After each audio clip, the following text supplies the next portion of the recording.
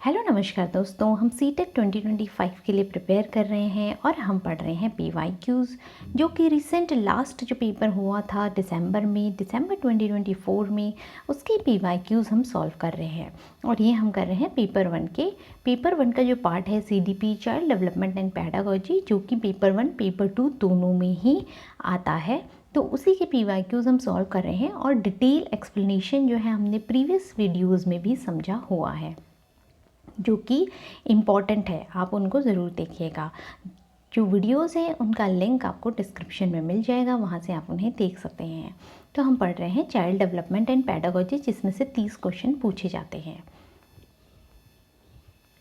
तो यहाँ पर हमने 6 क्वेश्चन जो है सॉल्व कर लिए थे पहले, और उनका डिटेल जो एक्सप्लेनेशन है वो भी हमने देखा था।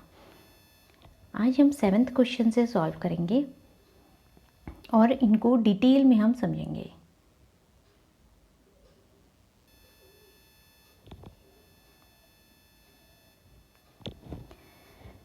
अच्छी समस्या समाधानकर्ता बनने में विद्यार्थियों की सहायता करने के लिए एक शिक्षक को निम्नलिखित में से किस प्रक्रिया पर बल देना चाहिए।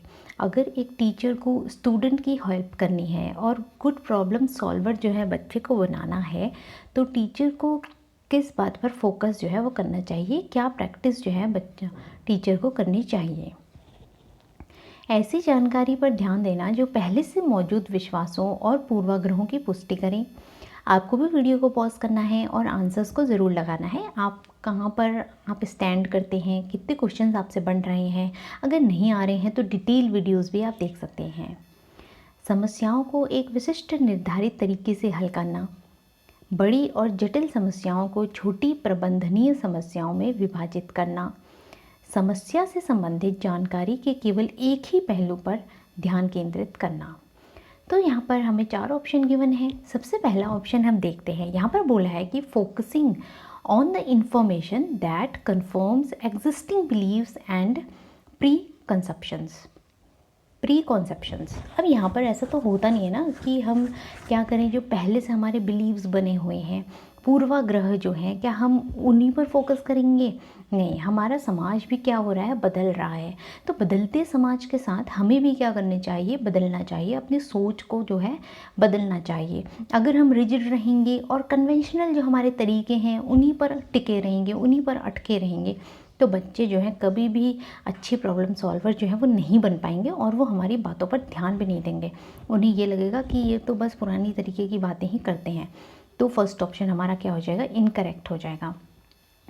अब दूसरा जो ऑप्शन है हमारा, यहाँ पर बोल रहा है कि हमें क्या करना है। एक जो फिक्स्ड हमारा होता है तरीका, एक निर्धारित तरीका है कि कोई प्रॉब्लम जब हमारे सामने आती है, हमने पहले से किया हुआ है, तो इसी तरीके से हम इस प्रॉब्लम को सॉल्व कर सकते हैं। तो एक निर्धारित तरीका हम उन्हें बता देंगे और उसी से समस्या को हल कराएंगे, ऐसा तो नहीं है। हमें क्या करना है, बच्चों को सिर्फ फैसिलिटेट करना है, हमें उनको एक दिशा देनी है, गाइड करना है। और बच्चे जो हैं वो अलग अलग, एक अगर प्रॉब्लम हमने उनको दी या कोई प्रॉब्लम उनके सामने है, तो वो क्या करेंगे, अलग अलग तरीके से, डाइवर्सिफाई तरीके से वो उसके सॉल्यूशन जो है वो बताएंगे। अगर फिक्स्ड कर देंगे हम आंसर, तो क्या होगा, इससे उनका जो विकास है बुद्धि का, वो रचनात्मक तरीके से नहीं हो पाएगा। तो सेकंड ऑप्शन भी हमारा यहाँ पर इनकरेक्ट हो गया है। अब हम थर्ड ऑप्शन देखते हैं। इसमें है कि बड़ी और जटिल समस्याओं को छोटी प्रबंधनीय समस्याओं में विभाजित करना। तो ये ऑप्शन हमें सही लग रहा है, क्योंकि हम क्या कह रहे हैं, जो बड़ी बड़ी समस्याएं होती हैं, हम उन्हें कॉम्प्लेक्स जो प्रॉब्लम्स हैं उनको हम पहले छोटा छोटा कर लें, स्मॉलर कर दें, और फिर बच्चों को क्या बताएं उनको, तो वो क्या कर पाएंगे, प्रॉब्लम्स को सॉल्व जो है वो कर पाएंगे। तो टीचर जो होते हैं उनका काम ही यही होता है कि जो बड़ी कॉम्प्लेक्स प्रॉब्लम्स हैं उनको वो स्मॉलर करते हैं, छोटा कर देते हैं, और बच्चे फिर क्या करते हैं, फिर समझ पाते हैं आसानी से। तो थर्ड ऑप्शन हमारा करेक्ट होगा। अब फोर्थ ऑप्शन भी हम देख लेते हैं। फोर्थ ऑप्शन में हमें कहा गया है कि जो भी अब यहाँ पर क्या आ गया, एक तो ओनली आ गया, जहाँ पर भी ओनली हमें दिखाई देगा, केवल, तो हमें ध्यान देना है कि वो ऑप्शन जो है गड़बड़ है। उस ऑप्शन में ओनली हमें क्या करना है, कि हमें एक पर्टिकुलर जो इन्फॉर्मेशन है उस प्रॉब्लम से रिलेटेड उसी पर ध्यान देना है, ध्यान केंद्रित करना है, नहीं। जहाँ पर भी केवल लिखेगा कि केवल एक ही तरीके पर, एक ही पहलू पर हमें ध्यान केंद्रित करना है, तो वो ऑप्शन हमारा कभी भी सही नहीं हो सकता। तो ऑप्शन नंबर 4 भी हमारा क्या हो जाएगा, गलत हो जाएगा। तो इस क्वेश्चन का जो राइट आंसर है वो 3rd हो जाता है। जैसे वाइगोत्स्की जो हैं वो भी अपनी जो स्कैफोल्डिंग का मेथड है उनका, उसमें भी वो यही बताते हैं कि बच्चे को हमें क्या करना है, टेम्पररी हेल्प देना है। जैसे कि क्वेश्चन भी आया हुआ है एग्ज़ाम में कि जो टीचर हैं उनको जो प्रॉब्लम है उसको छोटे छोटे पार्ट्स में डिवाइड कर देना है, और फिर जब ज़रूरत पड़े तब बच्चे की हेल्प जो है वो करनी है। तो ये प्रोसेस क्या है, इस प्रोसेस को क्या कहा जाता है? तो इस तरीके का क्वेश्चन भी पूछा गया है, तो उसको क्या कहा जाता है, स्कैफोल्डिंग कहा जाता है, जो वाइगोत्स्की ने दिया था। नेक्स्ट क्वेश्चन देखते हैं हम, क्वेश्चन नंबर 8। यहाँ पर हमें असर्शन और रीज़न दिया हुआ है, तो हमें सबसे पहले हम असर्शन देख लेते हैं कि क्या बोला गया है।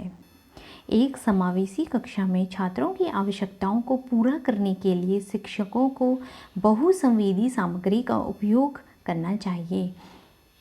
आपको वीडियो को पॉज करना है और आंसर ज़रूर लगाने हैं। समावेशी कक्षाओं को पाठ्यचर्या सामग्री के मानकीकरण के साथ साथ मूल्यांकन रणनीतियों के मानकीकरण को अपनाना चाहिए। तो यहाँ पर बात हो रही है इंक्लूसिव एजुकेशन की, समावेशी शिक्षा, जहाँ पर जो इंक्लूसिव एजुकेशन होती है उसके अंदर हम सभी तरीके के जो स्टूडेंट्स होते हैं, लर्नर होते हैं, उनको इंक्लूड करते हैं। समावेश करते हैं सभी का। जैसे कि हमारे गिफ्टेड चिल्ड्रन हो गए जो कि बहुत ज़्यादा इंटेलिजेंट होते हैं, जिनका आईक्यू जो है वो हायर होता है। देन हमारे नॉर्मल चाइल्ड हो गए जो कि एवरेज हो गए। सारे बच्चे जो होते हैं, मोस्टली पीपल जो होते हैं वो एवरेज ही होते हैं। और फिर हमारे वो बच्चे जो किसके अंदर आते हैं, डिसेबल होते हैं, स्पेशल नीड वाले जो बच्चे होते हैं उनकी हम बात कर रहे हैं। तो सभी को जब साथ में लेकर पढ़ाया जाता है, सभी को साथ में लेकर जब बात सबकी करी जाती है, तब हम बात किसकी करते हैं, इंक्लूसिव एजुकेशन की, समावेशी शिक्षा की। तो यहाँ पर कहा जा रहा है कि जो इंक्लूसिव एजुकेशन की जो क्लासरूम होती है वो कैसी होनी चाहिए, मल्टी सेंसरी जो मटेरियल है वो यूज़ करना चाहिए हमें क्लासरूम के अंदर। ये तो अगर हम नॉर्मल क्लासरूम भी देखेंगे तो वहाँ पर भी क्या होनी चाहिए, मल्टी सेंसरी मटेरियल तो होना ही चाहिए। अब मल्टी सेंसरी में क्या होता है, जब हमारे एक सेंस से ज़्यादा जब हम लेक्चर सुन रहे होते हैं तो हम क्या करते हैं, हमारा ध्यान जो है वो बीच बीच में हट जाता है जब लेक्चर मेथड से पढ़ाया जाता है। तो मल्टी सेंसरी में क्या होता है, जैसे कि अगर हम लेक्चर दे रहे हैं, लेक्चर के साथ साथ हम चार्ट दिखा दें कोई बच्चों को, या हम मॉडल्स बना के लेके गए हैं, मॉडल्स दिखा दें, तो उससे क्या होता है, बच्चों का जो भी वो पढ़ रहे होते हैं वो परमानेंट मेमोरी में चले जाता है।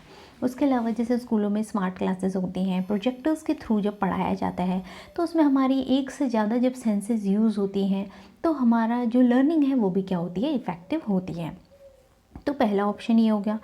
पहला ऑप्शन हमें करेक्ट ही लग रहा है, क्योंकि मल्टी सेंसरी मटेरियल जो है हमें यूज़ करना चाहिए अपनी टीचिंग में। अब दूसरा ऑप्शन हम देखते हैं क्या ये करेक्ट है या इनकरेक्ट है। यहाँ पर बोला गया है कि जो समावेशी कक्षाएं होती हैं को उनमें जो पाठ्य सामग्री यूज़ होती है उनको कैसा यूज़ करना चाहिए, जो स्टैंडर्डाइजेशन होता है करिकुलम मटेरियल का वो यूज़ करना चाहिए, और असेसमेंट की जो स्ट्रैटेजीज़ हैं वो भी कैसी होनी चाहिए, स्टैंडर्डाइज्ड होनी चाहिए, मानकीकरण जो है उनका होना चाहिए। अब ये ऑप्शन जो है वो सही नहीं हो सकता। क्यों? क्योंकि यहाँ पर क्या होता है, जब हम बात करते हैं इंक्लूसिव एजुकेशन की तब हम बात करते हैं किसकी, फ्लेक्सिबिलिटी की, और जो इंडिविजुअल डिफरेंस है उसको बहुत ज़्यादा इसमें फोकस किया जाता है कि बच्चे की नीड के अकॉर्डिंग ही हम जो है करिकुलम को डिज़ाइन करते हैं। अगर कोई बच्चा बहुत ज़्यादा इंटेलिजेंट है तो उसके अकॉर्डिंग उसको देखा जाएगा, और अगर स्पेशल जो चाइल्ड है अगर वो क्लास में है तो उन्हीं के अकॉर्डिंग जो है असेसमेंट की टेक्निक, स्ट्रेटजीज़ जो है वो अपनाई जाएंगी। और क्योंकि डाइवर्सिफाई क्लासरूम होती है इंक्लूसिव एजुकेशन में हमारी, जब डाइवर्सिफाई क्लासरूम होती है तो वहाँ पर हमारा करिकुलम और जो हमारा असेसमेंट की टेक्निक होती है वो भी कैसी रखनी है, हमें सपोर्टिव रखनी है, और हमें जो फ्लेक्सिबल एक करिकुलम होता है और जो असेसमेंट होता है वो करना होता है यहाँ पर। तो इसलिए हमारा जो रीज़न यहाँ पर है वो गलत हो जाएगा। ऑप्शन नंबर 1 जो है यहाँ पर करेक्ट होगा, क्योंकि यहाँ पर इंक्लूसिव एजुकेशन की बात हो रही है, इसलिए ये ऑप्शन गलत है। क्योंकि जो इंक्लूसिव एजुकेशन है उसका बेस ही क्या है, फ्लेक्सिबिलिटी है और इंडिविजुअल डिफरेंसेस को ध्यान रखना है। डाइवर्सिफाई जो बच्चे हैं, डाइवर्स जो कल्चर से आते हैं, उसके अलावा जो डाइवर्स उनका जो बैकग्राउंड है या उनकी जो डिसेबिलिटी भी हो सकती है किसी को, या स्पेशल नीड वाले भी बच्चे होते हैं, तो अलग अलग सबकी नीड है। तो इसीलिए इसका ऑप्शन जो है वो सेकंड यहाँ पर गलत हो जाता है। अब नेक्स्ट क्वेश्चन हम देखते हैं, क्वेश्चन नंबर 9। क्वेश्चन नंबर 9 जो है यहाँ पर कंस्ट्रक्टिविज्म की बात हुई है। तो रचनावादी दृष्टिकोण से, रचनावादी कंस्ट्रक्टिविस्ट क्या होते हैं? कंस्ट्रक्टिविस्ट कहते हैं, जैसे कि पियाजे थे, उनका कहना था कि बच्चे जो होते हैं वो अपने ज्ञान का निर्माण जो है वो खुद कर सकते हैं, बस जो टीचर होता है वो फैसिलिटेट करेगा, हेल्प करेगा, गाइड करेगा बच्चों को। तो रिजिडली हमें जो रूल्स हैं और जो एजुकेशन है उसको फोर्स जो है वो नहीं करना है, ऐसा रचनावादी कहते हैं। अब यहाँ पर ऑप्शन देख लेते हैं हम, उसके बाद आपको भी वीडियो को पॉज करके आंसर को जरूर लगाना है। तो व्यक्ति पर्यावरणीय घटनाओं से निष्क्रिय रूप से प्रभावित होता है। सेकंड ऑप्शन हमारा है व्यक्ति को नए व्यवहार सीखने के लिए अनुकूलित किया जाता है। थर्ड ऑप्शन हमारा है सीखना वर्तमान समझ का विस्तार और परिवर्तन है। फोर्थ ऑप्शन है सीखना बस हमारे दिमाग की कोरी स्लेट पर संघों को लिखना है। तो अगर हम सबसे पहला ऑप्शन हमारा देखते हैं, यहाँ पर बोला है कि जो बच्चा है वो कैसा होता है, पैसिवली इन्फ्लुएंस होता है एनवायरनमेंट से। तो हम ऐसा कभी भी नहीं कहेंगे जो इंडिविजुअल्स हैं वो पैसिव हैं, या हम क्या कह रहे हैं निष्क्रिय रूप से प्रभावित होते हैं, ऐसा बिल्कुल भी नहीं है। रचनावादी कहते हैं कि बच्चे का हमें एक्टिव पार्टिसिपेशन जो है वो कराना है।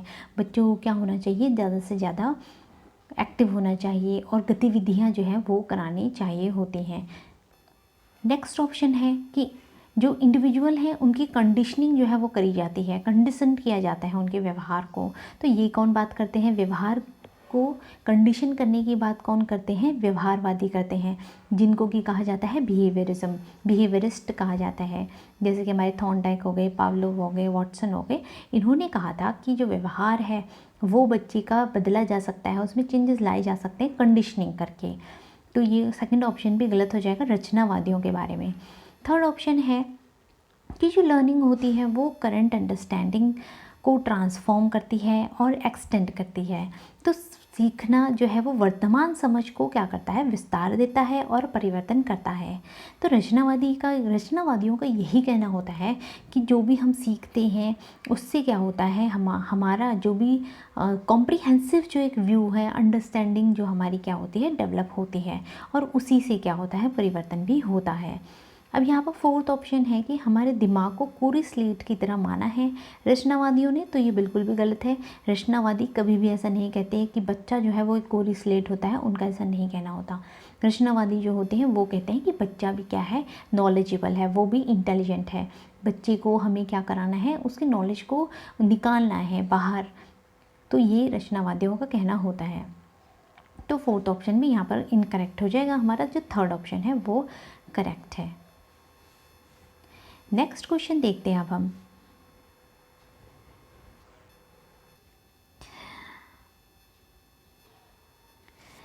क्वेश्चन में हमें अभिकथन और कारण दिए गए हैं। पहले हम क्वेश्चन को पढ़ लेते हैं, आपको भी वीडियो को पॉज करके आंसर जो है वो ज़रूर लगाने हैं। तो सबसे पहला जो यहाँ पर हमें अभिकथन है वो है, प्रभावित शिक्षक खुद को शिक्षार्थियों के दैनिक जीवन और उनकी सामाजिक सांस्कृतिक पृष्ठभूमि से परिचित कराते हैं। तो यहाँ पर पहला ऑप्शन, फिर दूसरा ऑप्शन भी हम देख लेते हैं, कारण भी देख लेते हैं। सीखना एक सामाजिक संदर्भ में होता है। जो एक टीचर होते हैं, जो एक इफ़ेक्टिव टीचर होते हैं, वो बच्चों को उनके सोशल कल्चरल बैकग्राउंड से भी क्या कराते हैं, फेमिलियर कराते हैं। क्या ये ऑप्शन सही है? बिल्कुल सही है, क्योंकि जो एक टीचर होते हैं जब उनके सोशल कल्चरल जो बैकग्राउंड है उसको देखेंगे, उसको भी फोकस करेंगे, तभी क्या होता है, लर्निंग जो है इफ़ेक्टिव बन सकती है। अब लर्निंग क्योंकि टेक लर्निंग कहाँ पर होती है, क्योंकि सोशल कॉन्टेक्स्ट में ही लर्निंग होती है, इसीलिए ऐसा कराया जाता है।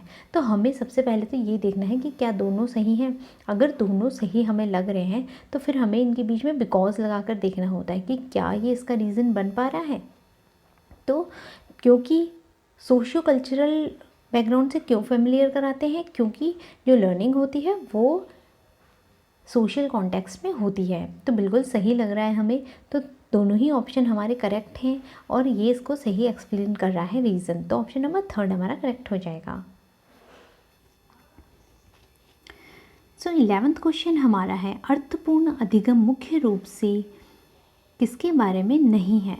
तो इनमें से नहीं बताना है हमें। तो नॉट जहाँ पर भी दिखेगा उसको हमें थोड़ा सा अंडरलाइन कर लेना है और हमें ध्यान से करना है ताकि हम नॉट देखना ना भूल जाएं। तो meaningful learning is primarily not about. तो यहाँ पर मीनिंगफुल लर्निंग की बात हो रही है। वीडियो को पॉज करके आप भी आंसर ज़रूर दीजिएगा। तो जो मीनिंगफुल लर्निंग है वो किन्होंने दी, ऑजोबेल ने दी। ऑजोबेल की जो थ्योरी है उसको भी हम डिटेल में पढ़ेंगे और अभी हम मीनिंगफुल लर्निंग को थोड़ा सा समझ लेते हैं। तो जो डेविड ऑजोबेल थे उनका कहना था कि जो बच्चे हैं उनके पास कुछ ना कुछ प्रायर नॉलेज जो होती है वो पहले से होती है किसी टॉपिक के बारे में। जब भी हम नई जानकारी बच्चों को देते हैं या नई चीज़, न्यू कॉन्सेप्ट जब हम बच्चों को सिखाते हैं तो हमें क्या करना है, उनका जो प्रायर नॉलेज है उसके साथ उसको कनेक्ट करना है। बट लेकिन उसमें जो है हमें उसको सही तरीके से कनेक्ट करना है प्रायर नॉलेज को नई नॉलेज के साथ। तो इसी को इन्होंने कहा कि मीनिंगफुल लर्निंग जो है वो यही है कि पुरानी नॉलेज को क्या करना है, नई नॉलेज के साथ कनेक्ट करना है, कनेक्शन जो है वो स्थापित करना है। बट लेकिन उसका जो तरीका है वो कैसा होना चाहिए, लॉजिकल होना चाहिए। इलॉजिकल तरीके से हमें पुरानी नॉलेज को नहीं जोड़ देना है, ऐसा जो ऑजोबेल है उनका कहना था। तो उन्होंने और ये कहा कि गैर मनमाने तरीके से हमें बिल्कुल भी एकीकरण जो है वो नहीं करना है। ऐसा भी क्वेश्चन आपको देखने को मिलेगा। तो यहाँ पर क्या है कि जो बच्चा है वो सक्रिय भूमिका में रहता है इस वाली थ्योरी में भी, क्योंकि यहाँ पर बच्चे का ही काम ज़्यादा है कि वो जो भी उसको प्रायर नॉलेज है, पहले से जो भी उसको ज्ञान है, उसको वो क्या कर रहा है, जो हम नई चीज़ें सिखा रहे हैं उसको वो उसके साथ जोड़ेगा। बट लेकिन कैसे, लॉजिकल तरीके से ही जोड़ेगा। और यहाँ पर जो संज्ञानात्मक जो रचना है वो कैसे हो रही है, इसी तरीके से संज्ञानात्मक जो विकास है यहाँ पर होता है। तो अब हम जरा ऑप्शन देख लेते हैं कि कौन कौन सा ऑप्शन गिवन है। सबसे पहला जो ऑप्शन है, जानकारी को रटना, अवधारणाओं को समझना, ज्ञान का निर्माण और कौशलों का विकास। तो यहाँ पर अगर हम देखें तो जैसा कि हम कह रहे हैं मीनिंगफुल लर्निंग क्या है, एक सक्रिय भूमिका है किसकी, इसमें बच्चे की। जहाँ पर भी सक्रिय भूमिका होगी तो क्या हम वहाँ रटाएंगे बच्चे को कोई भी चीज़, बिल्कुल भी नहीं। तो हमसे यहाँ पर नॉट पूछा गया था, तो हमारा ऑप्शन 1 ही यहीं से आ जाएगा कि ऑप्शन 1 जो है वो नहीं होगा। तो इसका ऑप्शन जो है वो क्या होगा, 1 करेक्ट हो जाएगा। अब औरों को भी देख लेते हैं हम कि क्या कह रहे हैं, अंडरस्टैंड करना है कॉन्सेप्ट को, क्योंकि उनका कहना है कि लॉजिकल तरीके से कनेक्ट करना है प्रायर नॉलेज को, इलॉजिकल तरीके से बिल्कुल भी नहीं करना। तो अंडरस्टैंड करेंगे तभी लॉजिकल तरीके से हम कनेक्ट कर पाएंगे। तो ऑप्शन नंबर 2 जो है वो मीनिंगफुल लर्निंग से रिलेटेड होगा। अब यहाँ पर ज्ञान का निर्माण हो रहा है, क्योंकि पुरानी नॉलेज जो है उसको हम कनेक्ट करेंगे तो ज्ञान का क्या होगा, निर्माण होगा। और कौशल का क्या होगा, कौशलों का भी विकास, डेवलपिंग ऑफ स्किल्स भी इसके अंदर आएगा। तो यहाँ पर हमारा ऑप्शन नंबर 1 जो है वो इसका करेक्ट ऑप्शन हो जाएगा कि जो रटना है वो बिल्कुल भी इस थ्योरी का पार्ट नहीं रहेगा। अब नेक्स्ट क्वेश्चन हम देखते हैं जहाँ पर हमें असर्शन और रीज़न दिया हुआ है। तो अभिकथन कहता है कि शिक्षिका को अपनी कक्षा में लड़कों को खेलों में भाग लेने के लिए प्रोत्साहित करना चाहिए और लड़कियों को कला अलंकरण के कार्य देने चाहिए। दूसरा ऑप्शन कारण इसका है, बच्चे मुख्य रूप से अंतर्निहित जैविक विभिन्नताओं के कारण जेंडर भूमिकाएं ग्रहण करते हैं। तो आपको भी वीडियो को पॉज करके आंसर ज़रूर लगाना है। तो क्या टीचर को एनकरेज करना चाहिए कि बच्चे जो बॉयज़ हैं वो क्या खेलें, स्पोर्ट्स खेलें, और जो गर्ल्स हैं वो डेकोरेशन का काम करें? सो ऐसा किसी भी टीचर को बिल्कुल नहीं करना चाहिए। हमें क्या करना है, सभी को इक्वली पार्टिसिपेट कराना है हर एक एक्टिविटी में। अगर स्पोर्ट्स हो रहा है तो सभी गर्ल्स और बॉयज़ इक्वली क्या करेंगे, स्पोर्ट्स खेलेंगे। अगर डेकोरेशन का काम है तो सभी मिलकर करेंगे, उसमें बॉयज़ भी होंगे गर्ल्स भी होंगे। तो ऑप्शन नंबर 1 हमारा इनकरेक्ट होगा, क्योंकि कोई भी टीचर बायस होकर कभी भी कोई डिसीजन नहीं लेता है। तो ऑप्शन नंबर 1 इनकरेक्ट हो गया। रीज़न कह रहा है कि जो चिल्ड्रन होते हैं वो जेंडर रोल्स, जो उनका बायोलॉजिकल डिफरेंस है उसकी वजह से उनको मिलते हैं। तो ऐसा बिल्कुल भी नहीं होता। जो बायोलॉजिकल डिफरेंस है वो हमारा सेक्स है कि एक फ़ीमेल है और एक मेल है, जो कि एक गर्ल और एक बॉय है। बट लेकिन जो जेंडर रोल्स हैं वो किससे रिलेटेड होता है, सोसाइटी से रिलेटेड होता है। जेंडर रोल्स हमें कौन बताता है, हमारी जो सोसाइटी है, हमारा जो सोशल इन्वायरमेंट है वो हमें बताता है। और जेंडर के जो रूल्स हैं वो डिसाइड ही कौन करता है, हमारा जो सोशियो कल्चरल बैकग्राउंड है वही डिसाइड करता है कि अगर तुम मेल हो तो तुम्हारे ये काम है, तुम फीमेल हो तो तुम्हारे ये काम है। ये कौन, किसने डिसाइड किया हुआ है, ये सोसाइटी ने डिसाइड जो है वो किया हुआ है। तो यहाँ पर हमारा जो सेकंड ऑप्शन है वो भी इनकरेक्ट हो जाएगा। तो कहीं से भी ऐसा नहीं है कि अगर हम पैदा हो गए हैं गर्ल, एज अ गर्ल, तो हमारे जो काम है वो फिक्स हो जाएंगे कि हम यही काम कर सकती हैं, या लड़का अगर हुआ है तो वो सिर्फ एक पर्टिकुलर तरीके की ही काम करेगा। तो ऐसा बायोलॉजिकली बिल्कुल भी नहीं है।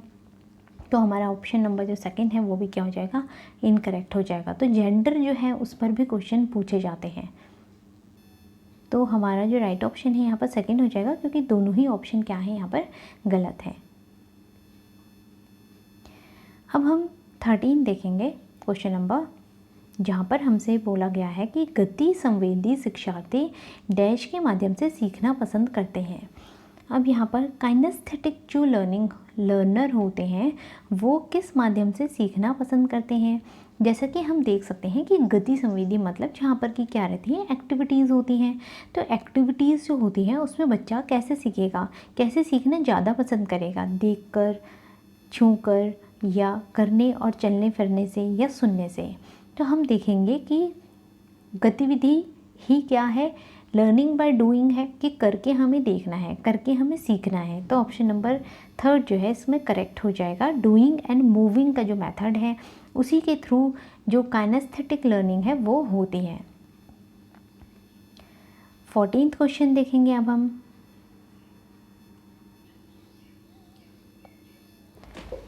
क्वेश्चन नंबर 14 में हार्वर्ड गार्डनर के अनुसार एक वैज्ञानिक डैश बुद्धि का उच्च प्रदर्शन करेगा, जबकि एक मूर्तिकार जो होता है वो डैश बुद्धि का उच्च बुद्धिमत्ता होगी। तो यहाँ पर 2 तरीके के हमें एग्जाम्पल दिए गए हैं और इनकी बुद्धि, किस तरीके की बुद्धि का ये प्रयोग करेंगे वो हमें बताना है। तो जो हार्वर्ड गार्डनर की इंटेलिजेंस की थ्योरी है उसको हम डिटेल में पढ़ेंगे। अब हम इसके बाद इंटेलिजेंस वाला चैप्टर ही पढ़ने वाले हैं, जिसमें हम सारी ही इंटेलिजेंस की थ्योरी, यूनिफैक्टर, बाईफैक्टर, और उसके बाद जो भी हमारी थ्योरीज़ हैं, प्राइमरी मेंटल एबिलिटी है और गिलफोर्ड की थ्योरी है, वो सारी ही थ्योरीज़ जो हैं हम पढ़ेंगे डिटेल में।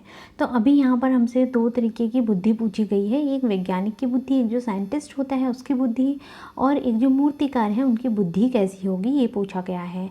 तो अब हम ऑप्शन देख लेते हैं। सबसे पहला है प्रकृतिवादी और स्थानिक, ट्रांसडक्टिव एंड स्थानिक, तार्किक गणितीय और गति संवेदी, स्थानिक और गति संवेदी। तो ये 4 ऑप्शन हमें गिवन है। तो क्या एक जो साइंटिस्ट है उसकी बुद्धि नेचुरलिस्टिक होगी, प्रकृतिवादी होगी? नहीं, जो एक साइंटिस्ट हैं वो कैसे होते हैं, वो लॉजिकल होते हैं, फैक्ट्स पर बेस होती हैं उनकी चीज़ें। और जो साइंस है, क्योंकि साइंस में हम यूज़ ही किसका करते हैं, लॉजिक का करते हैं, फैक्ट्स का करते हैं, थ्योरीज़ का करते हैं, प्रिंसिपल्स का करते हैं। तो नेचुरलिस्टिक नहीं होगी उनकी बुद्धि। और ट्रांसडक्टिव भी नहीं होगी। तो यहाँ पर हम देख सकते हैं 3rd ऑप्शन में जो साइंटिस्ट हैं उनकी बुद्धि कैसी होगी, लॉजिकल, मैथमेटिकल, एंड जो कौन है, मूर्तिकार है, उनकी बुद्धि कैसी होगी, बॉडीली काइनेस्थेटिक होगी।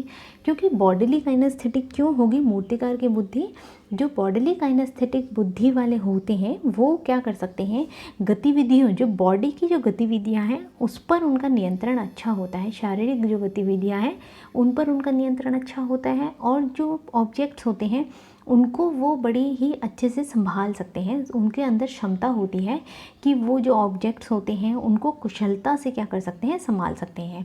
तो इसीलिए यहाँ पर जो बॉडीली काइनेस्थेटिक है वो क्या हो जाएगा, मूर्तिकार की जो बुद्धि है वो हो जाएगी, जो कि कैसी होती है, जहाँ पर वो शरीर के प्रति क्या रहते हैं, जागरूक जो है वो रहते हैं और अच्छे से हैंडल कर सकते हैं ऑब्जेक्ट्स को। नेक्स्ट जो ऑप्शन था ऑप्शन नंबर 4 जो है ये भी यहाँ पर नहीं होगा, स्थानिक बुद्धि, ये यहाँ पर इनकरेक्ट हो जाएगा। तो ऑप्शन नंबर 3 यहाँ पर करेक्ट हो जाएगा। नेक्स्ट क्वेश्चन नंबर 15 हम देखेंगे, समावेशन को बढ़ावा देने के लिए क्या आवश्यक है। तो inclusion needs to be promoted through, आपको वीडियो को पॉज करके आंसर ज़रूर लगाना है। तो यहाँ पर हमसे इंक्लूसिव एजुकेशन के बारे में पूछा गया है। जैसा कि हमने पढ़ा कि जो इंक्लूसिव एजुकेशन होती है जिसके अंदर हमारे सभी तरीके के जो लर्नर्स होते हैं, बच्चे होते हैं, वो इंक्लूड रहते हैं, चाहे वो गिफ्टेड हो, नॉर्मल हो या स्पेशली एबल जो बच्चे होते हैं वो हो, सभी क्या रहते हैं इसमें इंक्लूडेड रहते हैं। जो क्लासरूम होती है वो कैसी होती है, डाइवर्स होती है, और करिकुलम भी कैसा होगा, डाइवर्सिफाइंग जो नीड होते हैं उनको ध्यान में रखकर बनाया जाता है। तो फ्लेक्सिबिलिटी यहाँ पर रहती है। तो अब हम देखेंगे यहाँ पर जो ऑप्शंस हमें गिवन है उसमें सबसे पहला है लचीला पाठ्यक्रम, फिर है सहयोगात्मक अधिगम, फिर है पृथकीकरण और नामीकरण और गम्य इमारतें। तो अब यहाँ पर सबसे पहला ऑप्शन हमारा ये है कि जो करिकुलम है क्या वो फ्लेक्सिबल होता है। बिल्कुल सही, क्योंकि जो लर्नर है इंडिविजुअल डिफरेंस के अकॉर्डिंग जो उनकी नीड्स हैं उसी के हिसाब से जो करिकुलम है वो डिज़ाइन किया जाता है। एक रिजिड करिकुलम यहाँ पर नहीं अपनाया जाता। तो ऑप्शन नंबर 1 जो है यहाँ पर क्या रहेगा, इसका ऑप्शन होगा ऑप्शन नंबर 1। और ऑप्शन नंबर 2 अगर हम देखें तो कोऑपरेटिव लर्निंग जो है इसके अंदर सिखाई जाती है, क्योंकि एक दूसरे के साथ मिलकर हम सीखते हैं। हम क्या करते हैं, अगर एक गिफ्टेड चाइल्ड है तो उसको हम कह सकते हैं कि वो किसी बच्चे को अगर डिफ़िकल्टी है तो वो उसकी हेल्प कर सकते हैं। तो कोऑपरेशन की जो एक भावना होती है वो यहाँ पर डेवलप कराई जाती है। देन थर्ड ऑप्शन हमारा है सेग्रीगेशन एंड लेबलिंग। क्या हम ये लेबल कर देते हैं कि ये बच्चा नॉर्मल है, ये ज़्यादा इंटेलिजेंट है और ये बच्चा स्पेशली एबल है, ऐसा हम बिल्कुल भी नहीं करते हैं। हम किसी को सेग्रीगेट नहीं करते, पृथक जो है अलग थलग हम किसी को नहीं करेंगे। तो ऑप्शन नंबर 3 हमारा इनकरेक्ट हो गया। तो यहीं से हमारा ऑप्शन जो है निकल जाएगा, क्योंकि ऑप्शन नंबर 3 यहाँ भी है, हम देख सकते हैं यहाँ पर भी है। तो ये ऑप्शन भी गलत हो गया हमारा, यहाँ पर भी है ये भी गलत हो गया, यहाँ पर भी ऑप्शन नंबर 3 है तो ये भी गलत हो गया। तो यहीं से हमारा आंसर 4 जो है वो निकल जाएगा, क्योंकि ऑप्शन नंबर 3 जो है इन तीनों में है। तो ऑप्शन नंबर 4 क्योंकि करेक्ट है तो हम 4 वाला ऑप्शन भी देख लेते हैं, जहाँ पर बोला है कि एक्सेसिबिलिटी ऑफ बिल्डिंग, कि हमें जो भी हम इंक्लूसिव एजुकेशन बनाया ही इसलिए गया है ताकि जो सारे ही तरीके के बच्चे हैं, डाइवर्स जो बच्चे हैं, उनको एजुकेशन जो है वो क्या हो, एक्सेसिबल हो, वो पढ़ सकें, उनके आसपास जो भी स्कूल हैं वो उन्हीं में पढ़ सकें। इसीलिए एक्सेसिबिलिटी ऑफ बिल्डिंग भी इसी का पार्ट जो है वो रहता है। सो आज की वीडियो में हमने 15 तक क्वेश्चन जो है वो कंप्लीट कर लिए हैं। नेक्स्ट वीडियो में हम इसके आगे के जो 15 क्वेश्चन हैं उनको हम पूरा करेंगे और हम डिटेल में समझेंगे। सो आपको वीडियो पसंद आया तो लाइक ज़रूर कीजिए और अपने फ्रेंड्स के साथ शेयर ज़रूर कीजिएगा और कमेंट भी कर सकते हैं। सब्सक्राइब कर लीजिए चैनल, अगर सब्सक्राइब नहीं किया है तो। Thank you for watching.